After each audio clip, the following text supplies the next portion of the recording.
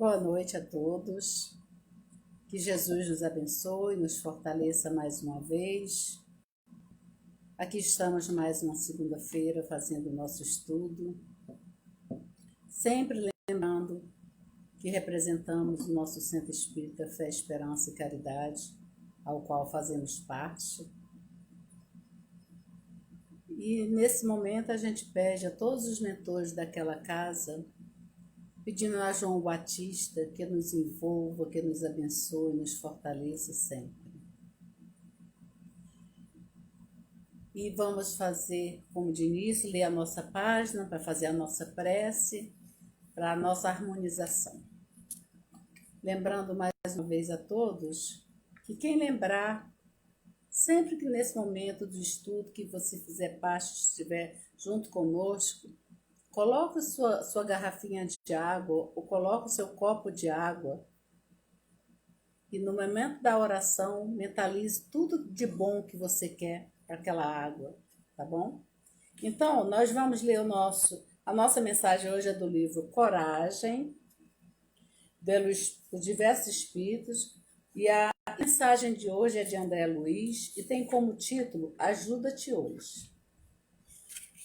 Então vamos ver o que André Luiz diz para nós. Ajuda-te hoje. Sim, nas leis da reencarnação, quase todos nós, os filhos da Terra, temos o passado a resgatar, o presente a viver e o futuro a construir.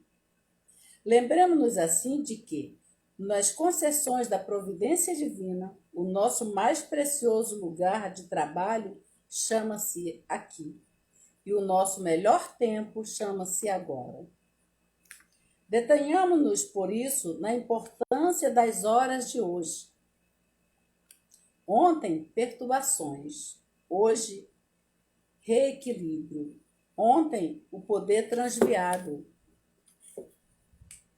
Hoje, a subalternidade edificante. Ontem, a ostentação. Hoje, o anonimato. Ontem, a incompreensão. Hoje, o entendimento. Ontem, o desperdício. Hoje, a parcimônia. Ontem, a ociosidade. Hoje, a diligência. Ontem, a sombra. Hoje, a luz. Ontem, o arrependimento. Hoje, a reconstrução. Ontem, a violência. Hoje, a harmonia. Ontem, o ódio. Hoje, o amor. Diz-nos a sabedoria de todos os tempos. Ajuda-te que o céu te ajudará. Afirmativa sublime que nos permitimos parafrasear acentuando. Ajuda-te hoje que o céu te ajudará sempre. André Luiz. Vamos orar? Senhor Jesus, Divino Mestre, mais uma vez queremos te agradecer, Senhor, por esse momento agora, pelo estudo, pela reflexão que faremos daqui a pouco, por tu nos permitir, Senhor, que estejamos aqui, neste planeta, onde aqui estamos reparando nossas faltas, aprendendo coisas novas e, como disse muito bem a mensagem, nos ajudando, Senhor, para que tu possas também nos ajudar. Nos doando para alguém, para que também recebamos ajuda. Temos a certeza, Jesus, que neste momento, em qualquer lugar do nosso planeta, onde estiver uma ou duas pessoas pedindo em teu nome, orando em teu nome, todos nós, todos eles, Senhor, receberão tudo aquilo que estão necessitando neste momento. Mas vamos sempre lembrar, Senhor, que seja sempre conforme a tua vontade, jamais a nossa.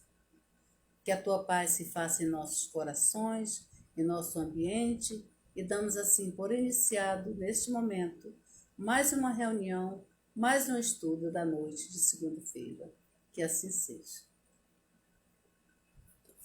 Então, meus irmãos, como vocês já viram, né, a gente tem como título não se serve a dois senhores, ou melhor, não se pode servir a Deus e a Mamon. Isso está no capítulo do Evangelho segundo o Espiritismo, no capítulo 16, tá? E nós pegamos esse capítulo, ou melhor, a gente escolheu esse tema porque há muitas dúvidas de como servir a Deus ou como estar no mundo sem ser do mundo. O que significa isso, né? Tá, então vamos lembrar Kardec dentro da lei de equilíbrio. Somos seres encarnados, vivendo numa sociedade da qual nós dependemos um dos outros. Vivemos em um planeta em que precisamos ainda de uma moradia, ainda precisamos de dinheiro para sobreviver, ainda precisamos de um emprego também para o nosso sustento. Tudo isso faz parte do momento em que estamos vivendo. Nós não vivemos num mundo de contemplação. Aliás, não existe esse mundo, esse planeta de contemplação que muita gente pode pensar. Nem mesmo na erraticidade, ou seja, nem mesmo depois que a gente desencarna, a gente vai viver um mundo contemplativo. Não. A vida é ação, é movimento em qualquer lugar que estejamos. O que a gente quer aqui chamar a atenção para não servir, a gente vai ler um trechinho desse capítulo para que a gente possa depois fazer. Aqui diz assim, isso está em Lucas, tá? Lucas que vem falar para nós. Ninguém pode servir a dois senhores, porque odiará um e amará o outro, ou se prenderá a um e desprezará o outro. Não podeis servir simultaneamente a Deus e a Mamon. Lucas capítulo 16, versículo 13. Tá, então, ou seja, ou vivemos para as coisas do mundo, ou vivemos para as coisas espirituais. E viver para as coisas espirituais não significa viver isoladamente. Não significa não viver a realidade que nós conhecemos e que nós precisamos. Mas precisamos viver de uma forma em que ela sobressaia, ou seja, servir para Deus significa dar mais importância às coisas espirituais do que às coisas materiais. As coisas materiais têm sua importância, sim, dependendo do momento, da hora e enquanto estamos aqui. Usamos na medida do que é necessário, mas não precisamos, não dependemos delas para viver. Mas do espiritual, sim. Então, vejamos bem. Quando a gente vive unicamente para acumular bens, para ter riquezas, para ter coisas, nós estamos vivendo exclusivamente para o mundo. É disso que o Evangelho vem falar. E lembrando dessa passagem, a gente vai lembrar que muitas vezes entramos em julgamento com pessoas que aparentemente vivem uma vida, entre aspas, não tão correta ou não tão dentro dos padrões que a sociedade determinou, e por isso, muitas vezes, nós julgamos essa pessoa como uma pessoa ruim, como uma pessoa que não vive de acordo com aquilo que a gente considera correto.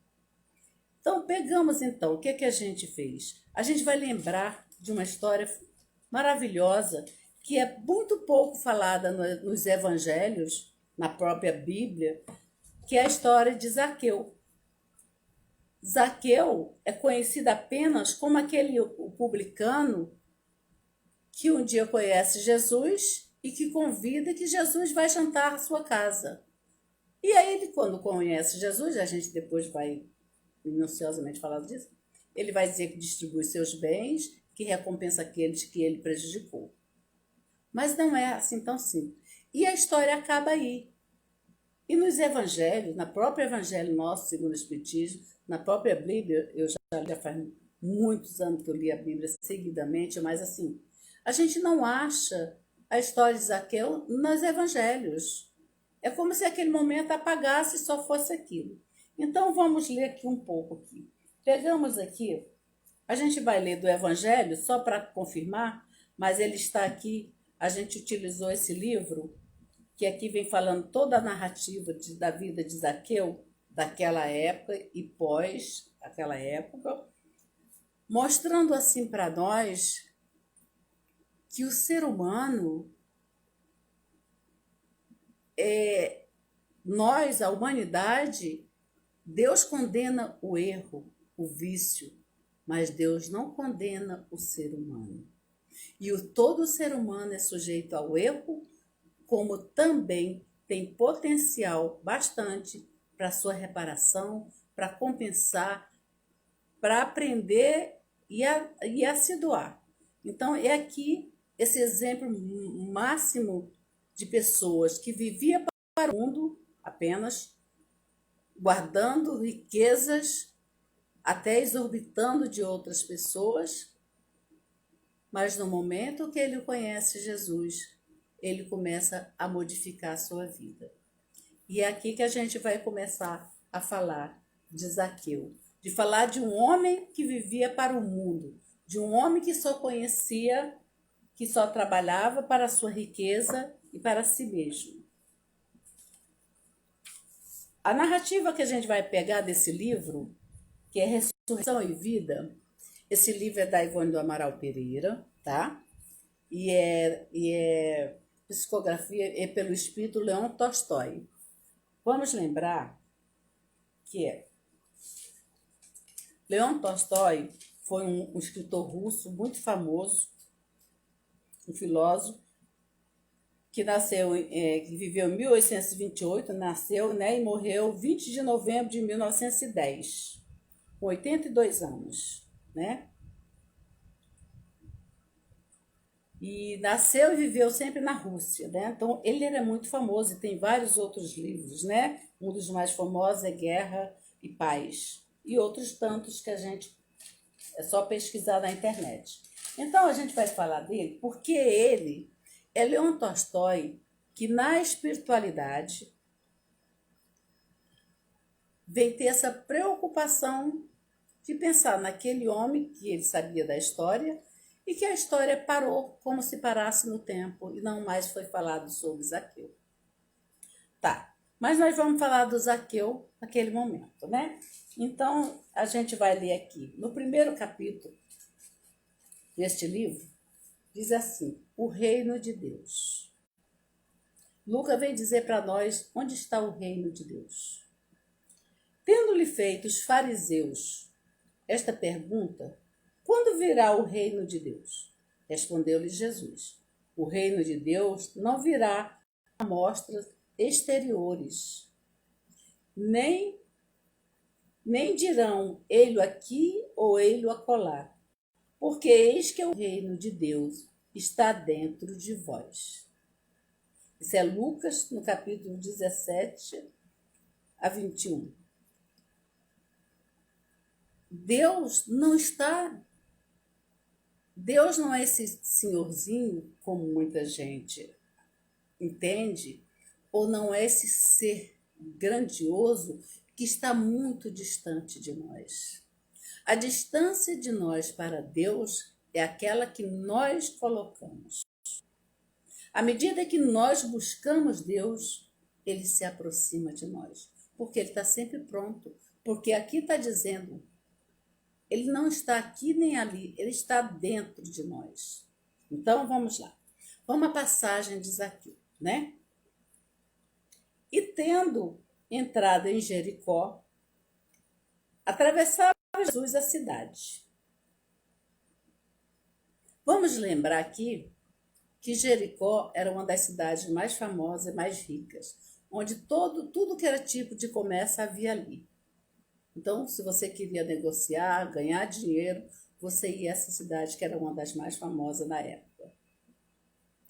E Zaqueu era o publicano arrecadador de impostos. Um homem mal visto por toda a cidade, por todos os lugares, odiado até pelas pessoas. Por quê? Porque os publicanos, vamos ler o conceito de publicano, para quando a gente citar, a gente entender o que é. Aqui no Evangelho, tá? Evangelho segundo o Espiritismo, tá aqui. Publicanos eram assim chamados na antiga Roma, os cavaleiros arredatários das taxas públicas, incumbidos da cobrança dos impostos e das rendas de toda a espécie, quer em Roma ou em outras cidades arredores. Ou seja, então, Zaqueu era um dos chefes dos publicanos. Por que ele odiava? Porque eles extraíam das pessoas, dos judeus, os impostos das suas casas, de todos os seus bens, de seus haveres, uma porcentagem, e enviava para Roma. Mentira. E isso fazia com que as pessoas odiassem essas pessoas, né? Então, eles não eram pessoas bem-quistas. Zaqueu não era uma pessoa. Ele era um homem, geralmente eram todos ricos, porque eles enriqueciam à custa vamos dizer assim, às custas desses impostos exorbitantes que eles cobravam, porque eles tinham que cobrar e mandar X valor para Roma. E também teriam que ficar com eles. Então, o que é que eles faziam? Cobravam acima do necessário, ou da média, e ficavam com a outra parte. Mas esse Zaqueu, vamos falar dele, ele, apesar de ser esse homem rico, odiado, vivia nessa cidade, ele soube que Jesus iria a Jericó e passaria por determinado local, o caminho. E então ele tinha uma ânsia, apesar de ser rico, de ter esse trabalho, ele tinha uma angústia muito grande dentro dele. E quando ele ouviu falar daquele Nazareno que curava as pessoas, que curava leprosos, que modificava a vida das pessoas quando os conheciam, ele se inquietou e queria conhecer Jesus. Mas Zaqueu tinha um grande problema, que era muito baixinho. E onde Jesus andava, a multidão caminhava junto. Mas Zaqueu não se deteve em nenhum momento em pensar nas dificuldades. Zaqueu é para nós um exemplo de várias situações aqui dentro da lição. Por quê? Quando vamos fazer qualquer coisa, eu estou falando de coisas comuns, não estou falando nem dessa coisa mais grandiosa que é a nossa reforma íntima, que tem que ser trabalhada em nós a cada dia. Primeiro, quando a gente vai fazer alguma coisa, nós lembramos dos obstáculos, nós lembramos das dificuldades que iremos ter. E aí, muitas vezes, isso nos paralisa e faz com que a gente não atinja o objetivo que queremos. Mas aqui eu queria muito conhecer Jesus. E ele não deu importância que ele era muito baixinho, jamais iria ver Jesus diante de toda aquela multidão. Zaqueu não se detém pensando o que iriam pensar dele, já que ele era tão odiado na cidade. Zaqueu sai correndo à frente da multidão para chegar primeiro. E como ele era muito baixinho, ele sobe em uma árvore à espera de quando Jesus, porque ele sabia que Jesus passaria ali, e ele fica aguardando. Então vamos ler mais um pouquinho. E vivia nele um homem, chamado Zaqueu, que era um dos principais entre os publicanos e pessoa muito rica. E procurava ver Jesus para saber quem era, mas não podia conseguir por causa de muita gente, porque também era pequeno de estatura. E correndo adiante, subiu a um sicômoro. Sicômoro é um tipo de árvore da época, lá da região. Para o ver, porque por aí ele ia passar. E quando Jesus chegou àquele lugar, levantando os olhos, ali viu e disse. Então vejamos bem, essa passagem é muito rica e muito bonita. Por quê? Porque Zaqueu queria apenas ver Jesus. Zaqueu não tinha pretensão de que Jesus o enxergasse, de que Jesus falasse com ele. A sua ânsia era de conhecê-lo, era de vê-lo. E Jesus percebe Zaqueu e diz assim: Zaqueu, desce depressa, porque importa que eu fique hoje em tua casa. Vejamos bem, Jesus não é convidado por Zaqueu para ir à sua casa.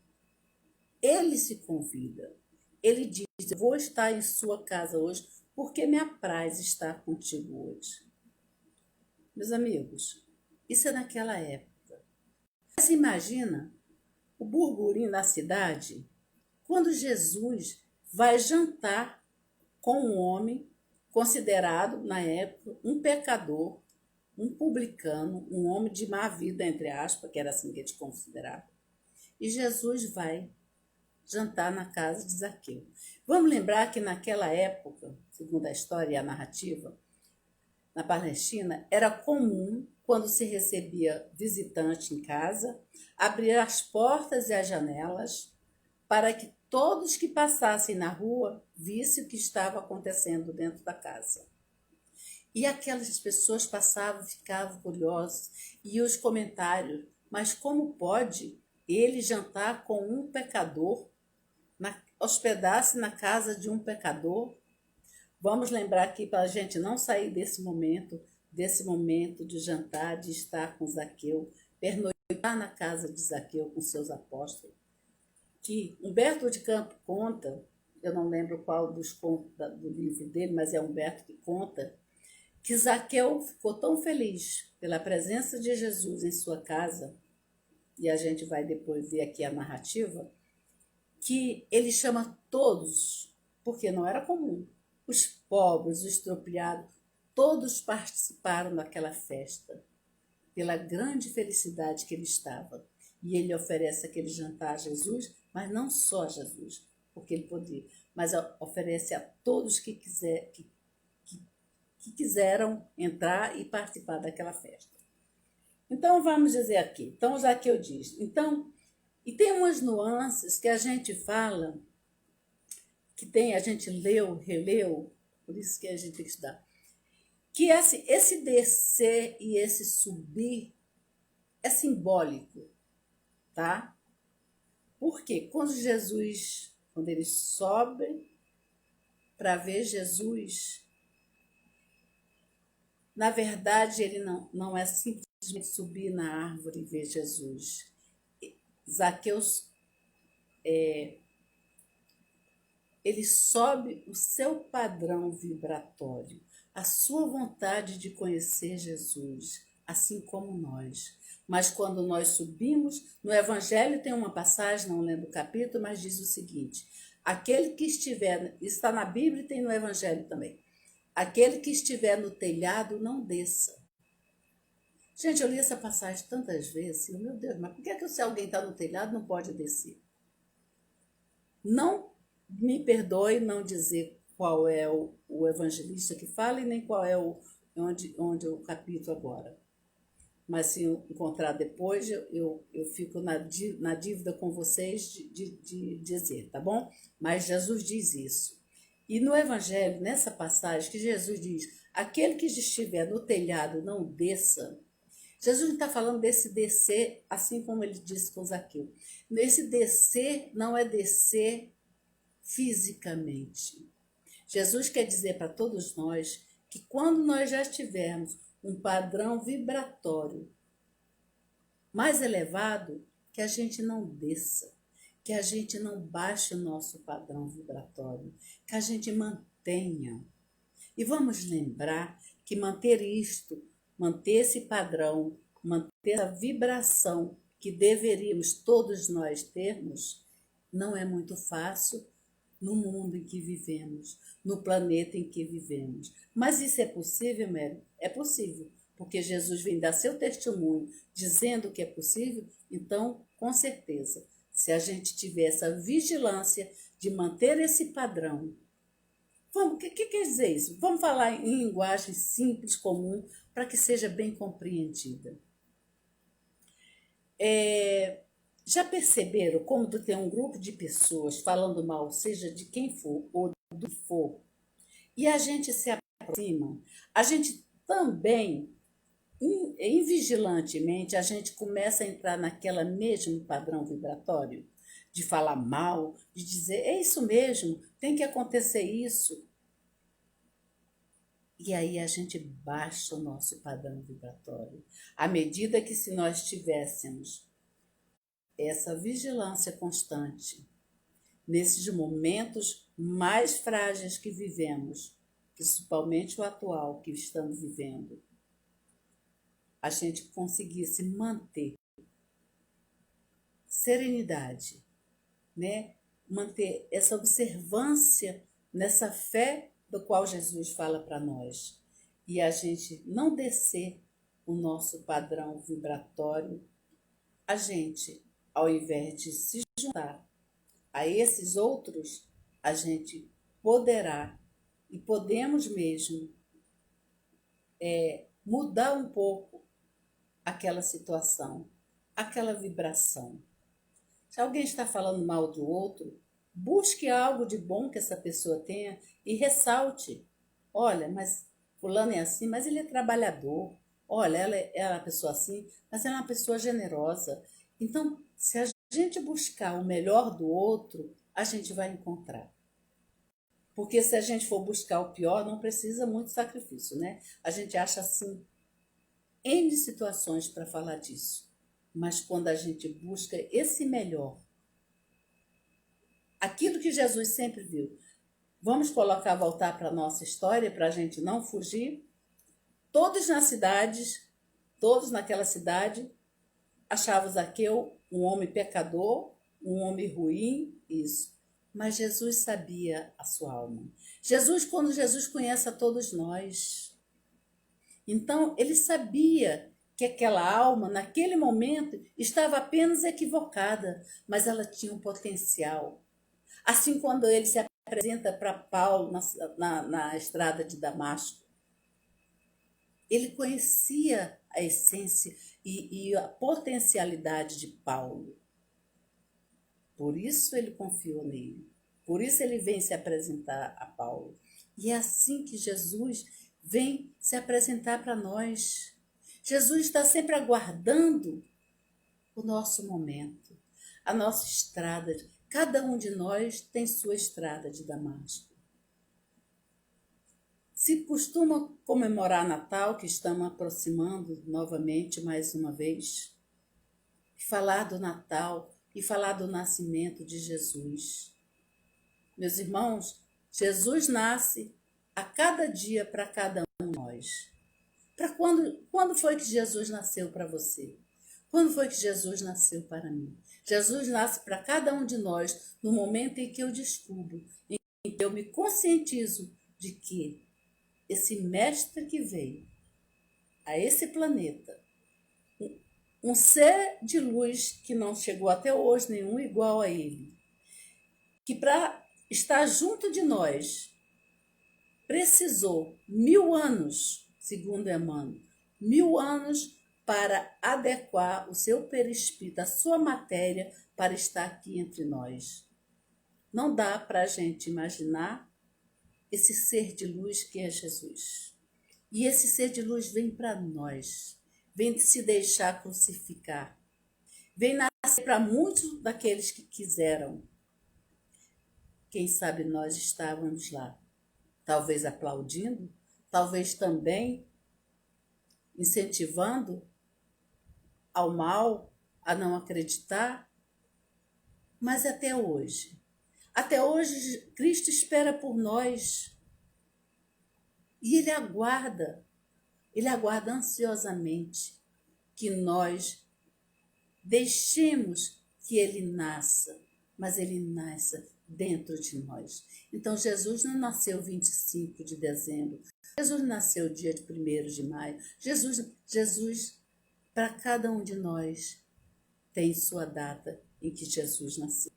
E é esse mestre, que é ainda tão pouco amado como deveria. é ainda tão pouco compreendido como deveríamos compreender e sermos seres gratos pela sua misericórdia infinita que continua nos envolvendo, nos abençoando a cada dia, para que a gente possa perceber, para que a gente, onde esteja, seja o caos que estivermos vivendo, lembrar, saber que Ele está ali, junto de nós, dizendo para nós: você é capaz, você pode superar a sua dor. É isso que nós precisamos lembrar a todo instante da nossa vida. Desse irmão maior que jamais nos deixa sozinhos. Desse irmão maior que, se nós soubéssemos, se nós já tivéssemos essa consciência desperta, nós não sofreríamos tanto com coisas pequenas. Mas nós somos crianças espirituais e Ele sabe disso. E é por saber disso que Ele continua estendendo as mãos para que a gente não caia. Estendendo as mãos para que a gente se apoie. E com esse apoio e com essas mãos estendidas, a gente também possa, depois de um passo mais firme, de estar em segurança, também estender nossas mãos para aqueles que estão caídos. É isso que Jesus espera de nós. Ele sabia que Zaqueu, ele podia fazer aquilo e muito mais. Então vamos à nossa narrativa da conversa de Jesus com Zaqueu, para que a gente se situe dentro da história. Então Jesus diz assim: e quando Jesus chegou àquele lugar, já fui, né? E desceu ele a toda pressa e recebeu satisfeito. Vendo isso, todos murmuravam, dizendo que tinha ido hospedar-se em casa de um homem pecador. Entretanto, Zaqueu, posto na presença do Senhor, disse-lhe. Então, quando Jesus chega à casa de Zaqueu, quando ele é recebido, ele diz para Jesus o seguinte: Senhor, eu estou para dar aos pobres metade da minha fortuna. E naquilo que eu tiver defraudado alguém, pagar-lhe-ei quadruplicado. Ao que? Gente, a passagem de Jesus, a conversa de Jesus com Zaqueu é de uma beleza, é de uma profundidade que a gente não tem noção. Então ele disse assim, diz a Jesus. Então Jesus disse para Zaqueu. Então Zaqueu disse: Senhor, a partir de hoje eu vou dar metade dos meus bens para os pobres, vou recompensar aqueles que eu retirei indevidamente, vamos simplificar as palavras. E Jesus diz assim para Zaqueu: hoje entrou a salvação nesta casa, porque este também é filho de Abraão, porque o Filho do Homem, que é o próprio Jesus, veio buscar e salvar o que estava perdido. Isso está em Lucas, capítulo 19 a 10. Então, filho de Abraão, naquela época, significava herdeiro de Deus, filho de Deus. Então, Jesus diz para Zaqueu que veio salvar aquele que estava perdido. Então, vamos nós. Então, o que nós vamos narrar agora é, então, né? Jesus teve um encontro com Zaqueu, foi para a casa dele, né? Vamos resumir nossa historinha. Nossa historinha não, que está aqui no Evangelho. E acabou. Eu não sei se é alguém que está me ouvindo, mas eu não vejo nos Evangelhos relato sobre o que aconteceu a Zaqueu depois daquele encontro com Jesus. O que ele fez? Deu só os bens e ficou ali morando, continuou morando ali naquela cidade, continuou rico, continuou fazendo o quê? E aqui vem, através desse espírito, o que nós vamos narrar agora é a narrativa de Leon Tolstói, desencarnado, na espiritualidade, através da médium Ivone do Amaral Pereira, contar. Porque ele, o Leon Tolstói, foi um homem muito inteligente, um cidadão muito. E eles, na época, como até hoje, todo mundo já ouviu falar do Evangelho. E essa passagem é uma das passagens que ele ficava se questionando. Por que nunca mais nenhum Evangelho falou de Zaqueu? E o que aconteceu àquele homem após aquele dia, né? Então, Leon Tolstói já está desencarnado. Então, vou ler um pouquinho, algumas coisas aqui, porque não tem como não deixar de ler, para que vocês compreendam a história e a gente não se perca dentro das nossas divagações. Porque a gente leu, mas vocês não leram tudo, né? Então, a gente precisa trazer um pouco daquilo que vamos relatar agora, tá bom assim?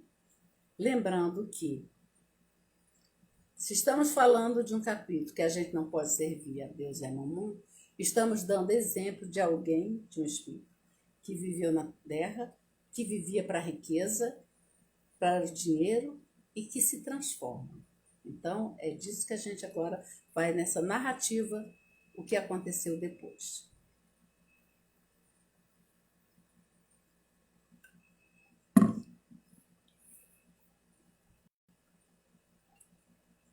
Então, vamos lá. A narrativa que agora eu vou ler um pouco, vou ler alguns trechinhos para a gente não se perder dentro da história, é do espírito Leon Tolstói. O que ele está narrando aqui, ele não está encarnado, ele está desencarnado e ele tem essa consciência e ele vai trazer para a gente isso. Esse livro, meus irmãos, é de uma riqueza que não é um simples romance. É um livro que traz a história do Evangelho, é um livro maravilhoso. Então, vamos lá. Então, aqui começa a fala dele, dizendo assim: olha, eu trouxera para a vida do além o desejo sincero de aprender a amar e servir o meu próximo. Isso é Leon Tolstói dizendo enquanto espírito, tá bom?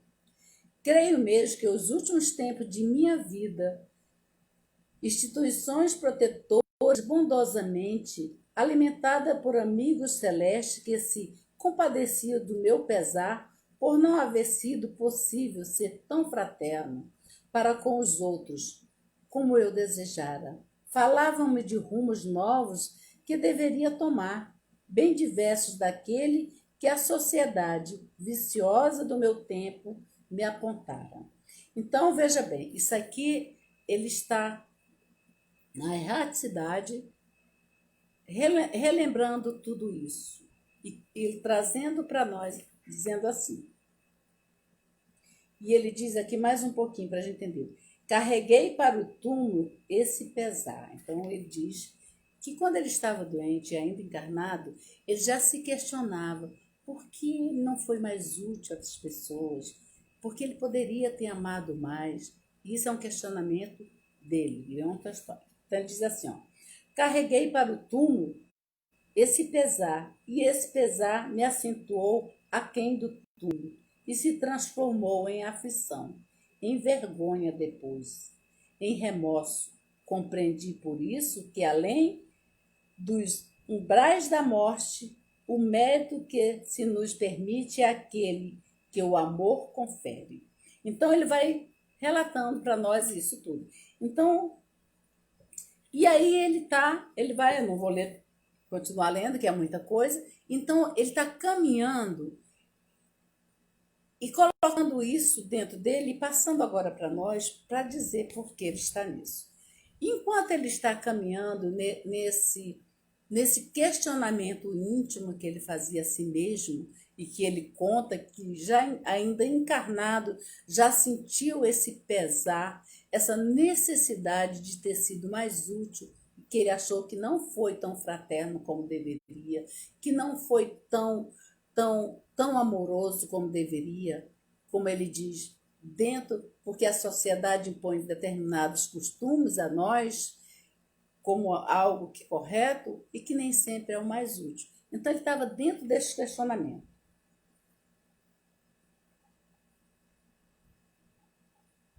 E aí ele diz mais um pouco aqui. E ele diz aqui, a gente só vai ler só o que a gente considera principal a fala dele, porque seria muita coisa para se ler. E ele continua nessa divagação e falando, e ele diz assim: havia pouco tempo que abandonara os vermes aquilo que fora a minha personalidade social e humana. Então, veja bem, então ele sabe que desencarnou há pouco tempo, ele sabe que faz pouco tempo. Você vê que esse espírito era um espírito que já tinha uma certa, eu diria, méritos mesmo, né, de estar nessa situação. Ele tinha essa consciência de que tinha desencarnado há pouco tempo e de que estava ali na erraticidade. Então ele vai dizendo assim. E aí, enquanto aqui eu não vou ler tudo, porque é muita coisa aqui. Enquanto ele está dizendo aqui, olha, e ele vai descrevendo aqui a paisagem, né? Que os ventos sopravam, e nessas divagações, nessas lembranças, ele vai lembrando toda a Rússia, todas as paisagens, os prédios, aquela cidade que ele amava tanto, e ele vai lembrando. E aí ele diz para nós, isso é tudo relato dele, e ele diz assim, mas de súbito tudo mudou. Então ele está nessa confabulação consigo mesmo e de súbito aparece uma outra paisagem para ele. E ele diz assim: vi-me perdido em campo azul pálido, lucilante de aurora, cujo resplendor e matizava os doces coloridos da região imensa. Então, de repente, ele se viu numa região completamente diferente, muito bela, ele está descrevendo, mas ele não saberia dizer. E aí ele continua caminhando. Aí ele, nessa caminhada que ele está fazendo, ele diz aqui, vamos aqui, um pouco a fala dele, tá? Reparando de mais perto e mais atenciosamente, compreendi que o vulto discursava, então de longe ele viu que havia um grupo de pessoas onde tinha alguém, todos sentados em posições orientais, geralmente sobre as pernas, né? E alguém estava discursando, alguém estava dando como se fosse uma aula para aquele grupo de pessoas. E aí ele vai se aproximando dessas pessoas para ver quem estava falando e o que estava acontecendo. Então ele diz aqui, ó. Eu vou ler só um pouquinho aqui para a gente entender. Reparando de mais perto e mais atentamente, compreendi que o vulto discursava para a pequena assembleia de ouvintes sentados pelo chão à sua volta, como do uso oriental, e como se concedesse uma entrevista ou uma aula. Em derredor, entendi que um panorama oriental, recordando as descrições bíblicas, veio-me a impressão do tempo dos discípulos. Então, ele está dizendo a impressão que ele teve, né? E aí ele vai descrevendo mais coisas, e aqui ele diz assim: aproximei-me de mansinho do grupo, imprevisto, discreto, algo curioso. Então ele queria saber o que estava acontecendo. Isso aqui tudo, meus irmãos, para quem está chegando agora, é Leon Tolstói contando lá na espiritualidade maior. E me considerei discípulo daquele provável mestre, como os outros que eu rodeava. E eis que ouvi e presenciei. Aí agora ele vai relatar o que ele ouviu, né? Porque até então ele estava curioso, ele se aproximou do grupo e ele ficou próximo. Agora ele vai ouvir o que estava sendo passado. É claro que é tudo maravilhoso e lindo, mas não tem como a gente ler tudo para vocês, tá bom? Então ele diz assim: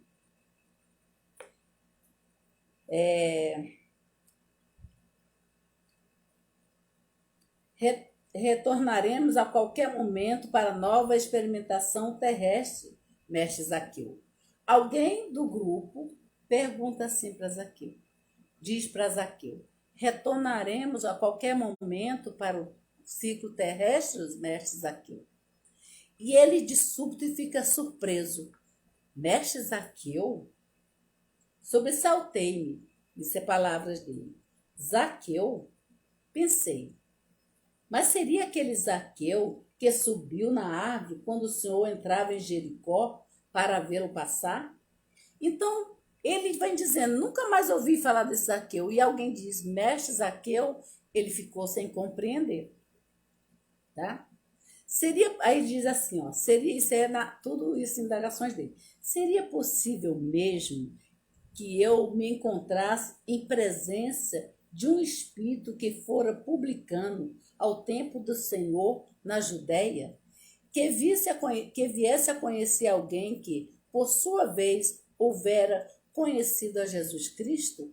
Então ele fala assim, será que eu estou diante de uma pessoa que eu sei da história que viveu quando Jesus e que agora eu estou frente a frente com ele, que um homem que Jesus jantou em sua casa? Aí ele diz assim, excitado, aproximei ainda mais, pus-me à frente, sentado como os outros a olhar para ele. E aí ele vai descrevendo a conversa que Zaqueu está falando para todos aqui.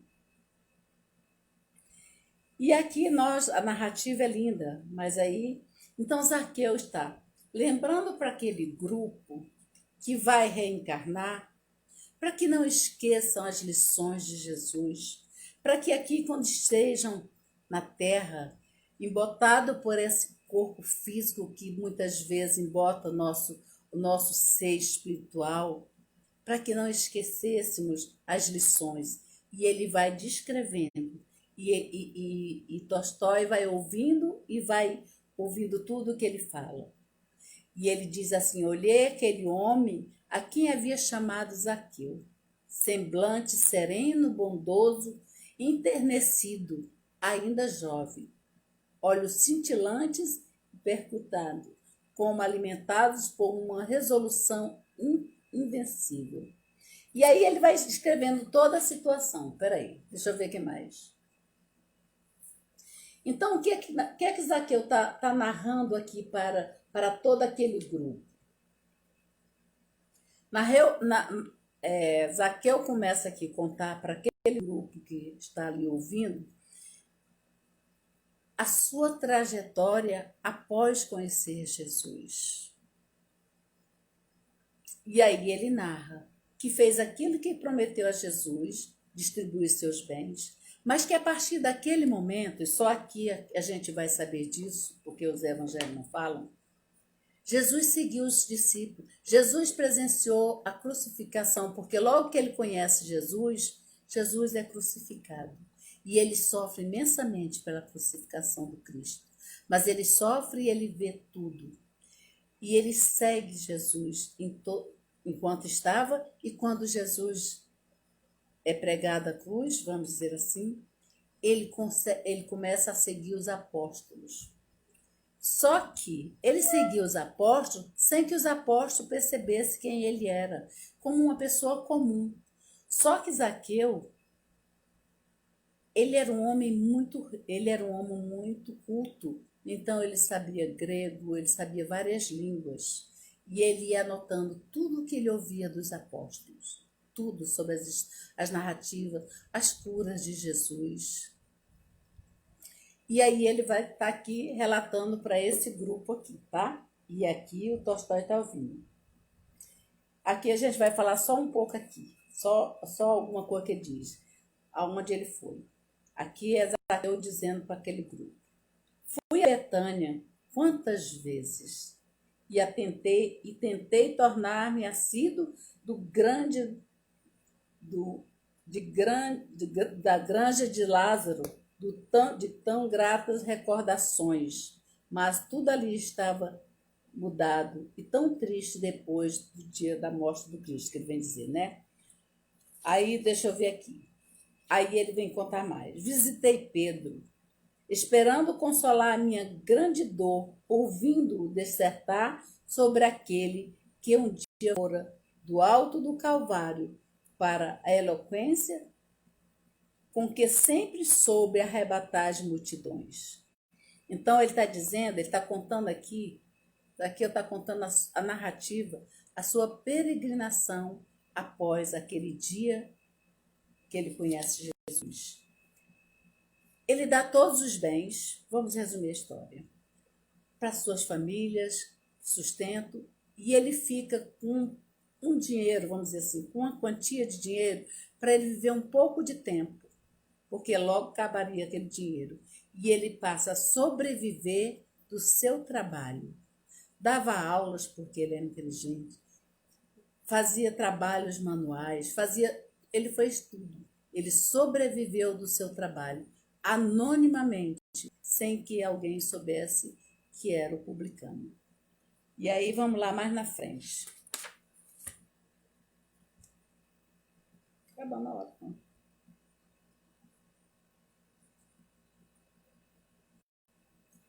E aí Zaqueu diz assim, que durante a sua peregrinação, seguindo os apóstolos, anonimamente, ele não desanimou em nenhum momento. É isso o grande referencial que queremos fazer a esses espíritos. Porque nós, muitas vezes, quase sempre, a primeira dificuldade que nós fazemos, desistimos. Queremos seguir os passos do Cristo, queremos ser verdadeiros cristãos, mas aí vem as dificuldades. E quando elas chegam, o que nós fazemos? Muitas vezes abandonamos e seguimos outro caminho. É isso que Zaqueu não fez. Ele segue em frente e sem jamais desanimar. Deixa eu ver aqui mais. Aí ele diz aqui. Então Zaqueu, ele continua narrando a sua história, que é bem longa. Ele ficou sabendo de um fariseu que tinha se convertido ao cristianismo e que se chamava Saulo e que agora se chamava Paulo. Então vamos lembrar de Paulo.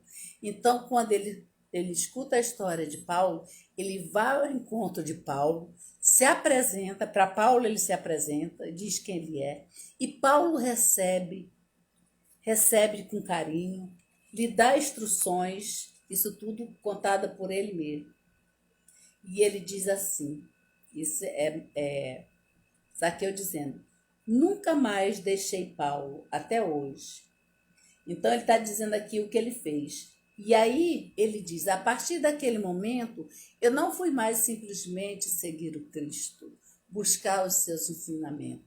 A partir de então, de todas as orientações que ele recebe de Paulo, ele começa também a fazer o que os outros apóstolos faziam, que era pregar a palavra de Jesus, curar em nome de Jesus, e que aqui nesse mesmo livro, capítulo 5, que tem como o discípulo anônimo, esse discípulo anônimo é Zaqueu, porque ele passou a curar, a fazer todos os feitos.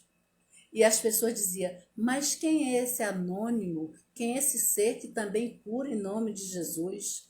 Isso aqui é outra narrativa, mas a gente só está dizendo para que vocês entendam. E vamos aqui à fala final de Leão Tolstói, tá? Aqui ele está contando todo, relatando tudo isso. E aqui Leão Tolstói, aqui é a fala de Leão Tolstói dizendo para nós.